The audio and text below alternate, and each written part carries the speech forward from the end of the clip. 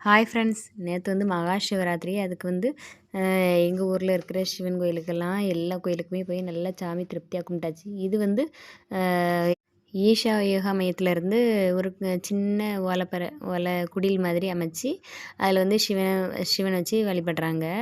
இந்த டைமில் மட்டும் சிவராத்திரிக்காக இங்கே பாருங்க முளைப்பாரிலாம் வச்சு அழகாக இது பண்ணி கேண்டில் வந்து கண்ணாடி கிளாஸில் கேண்டில் வச்சு அழகாக இருந்துச்சு பார்க்குறதுக்கு. அதுக்கப்புறம் அங்கே வந்து நம்ம கோயம்புத்தூரில் வந்து ஈஷா யோகா மையத்தில் நடக்கிற மகா சிவராத்திரி ஃபங்க்ஷன் வந்து லைவாக அதில் ஒரு டிவி மாதிரி போட்டு விட்டுருக்காங்க. அதில் எல்லோரும் இருந்து பார்த்துட்டு இருந்தாங்க. நாங்கள் சாமியை கும்பிட்டுட்டு ஒரு கோயில் இல்லை, ஒரு 10 கோயிலுக்காவது போயிருப்போம்.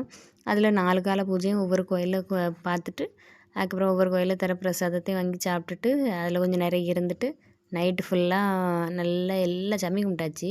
இது பாருங்கள், ஒரு வீட்டில் நல்லா அழகாக கோலம் போட்டுருந்துச்சு. சிவன் படம் வரைஞ்சி அழகாக கோலம் போட்டுருந்துச்சு. அப்படியே பார்த்துட்டு நடந்து போயிட்டே இருக்கும்.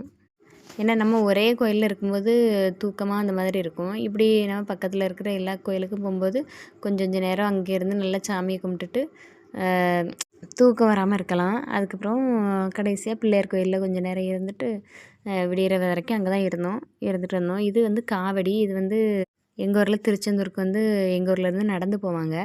அப்போ காவடி எடுத்துகிட்டு போவாங்க. அதுதான் கோயிலில் வச்சு 42 நாள் பூஜை பண்ணி எடுத்துகிட்டு போவாங்க. அதுதான் இருந்துச்சு. பாருங்கள், தூங்காமல் நாங்கள் அங்கே இங்கேயுமா இருந்து சிவபுராணம் அந்த மாதிரிலாம் நல்லா வாசித்து விட்டுட்டு அதுக்கப்புறம் விடிய காலம் ஒரு 5 மணி ஆனதும் வீட்டுக்கு கிளம்பியாச்சு. கிளம்பிட்டு அதுக்கப்புறம் வீட்டில் வந்து பூஜையெல்லாம் வச்சுட்டு நல்லா சாமியை கும்பிட்டுட்டு சிவராத்திரியை காலையில் ஒரு 6 மணிக்கு போல் நிறைவு பண்ணியாச்சு. பாய்.